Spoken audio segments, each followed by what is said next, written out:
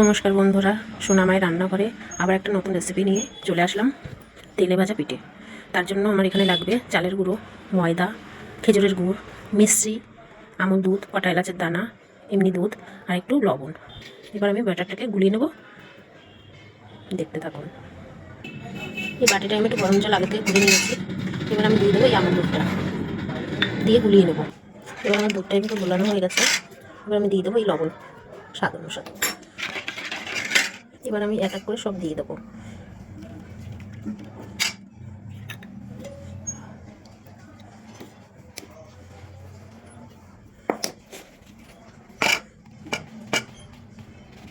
সবটুকু আমি দিলাম না, বেশি হয়ে যাবে, এই জন্য আমি বললাম। এবার আমি এটা ভালো করে গুলিয়ে নেব। এবার আমি দুধটা দিয়ে দেবো আর একটু গরম জল দিয়ে দেবো। এটাকে আমি ভালো করে গুলিয়ে নেব। এবার আমি এই দুধটা দিয়ে দেবো। দুধটা আমার কাঁচাই, গরম করিনি। দিয়ে ভালো করে আবার মাখিয়ে নেবো। দেখো বন্ধুরা, আমি এইভাবে ঘোলটাকে করে নিয়েছি তেলে ভাজা পিঠের জন্য। এবার আমি 5 মিনিট ঢাকা দিয়ে রেখে দেবো। এখানে আমি মিষ্টি দিয়েছি, মিষ্টির বদলে আপনারা চিনিও দিতে পারেন। আমি এবার এটাকে 5 মিনিট ঢেকে রেখে দেবো। আপনারা এটা হাত দিয়েও গুলাতে পারেন। আমি এই হাতার সাহায্যে গুলিয়ে নিয়েছি, আপনারা চাইলে এটা হাত দিয়েও গুলিয়ে নিতে পারেন। এটা আমার হয়ে গেছে, আমি ঢাকনাটা খুলে নেব। দেখো বন্ধুরা, কত সুন্দর গোলা হয়েছে। কড়াইতে আমি তেল বসিয়ে দিয়েছি, সাদা তেল দিয়েছি, আর নুনটা আমি ধরিয়ে নিয়েছি। এবার কড়াইতে তেলটা একটু গরম হলে ব্যাটারটা আমি দিয়ে দেবো অল্প অল্প করে। আমি এখানে একটুখানি দিয়ে দেখলাম তেলটা গরম হয়েছে কিনা। তা দেখো বন্ধুরা, কি সুন্দর তেলটা আমার গরম হয়ে গেছে। এবার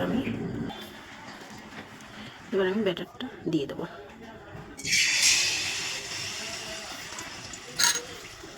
কাঠের জালে পিঠে ভালো হয় খেতে, কিন্তু এখন সবাই তো আর পারে না কাঠের জালে।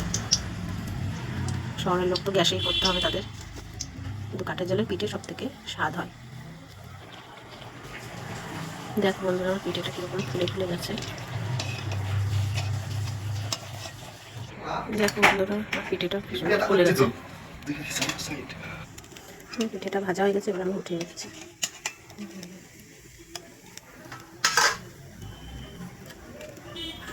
এবার আমি দেখো বন্ধুরা, আমি সব পিঠেগুলো এইভাবে ভেজে নেব। সুন্দর পিঠেগুলো ফুলছে, দেখেছো বন্ধুরা? খুব সুন্দর হয় তেলে ভাজা পিঠে, খেতেও স্বাদে, শীতের সময়ই তো মজা খেতে। দেখো বন্ধুরা, পিঠেগুলো কি সুন্দর ফুলছে। পিঠেগুলো আমার কি সুন্দর হচ্ছে। একটু গুড় দিয়া তো একটু লাল লাল হয়েছে, ওই জন্য খেজুরের গুড় দিয়া। শীতকালে তো খেজুরের গুড়ই মজা খেতে, তাহলে তো চিনি দিয়ে তো সবসময় করা যায়।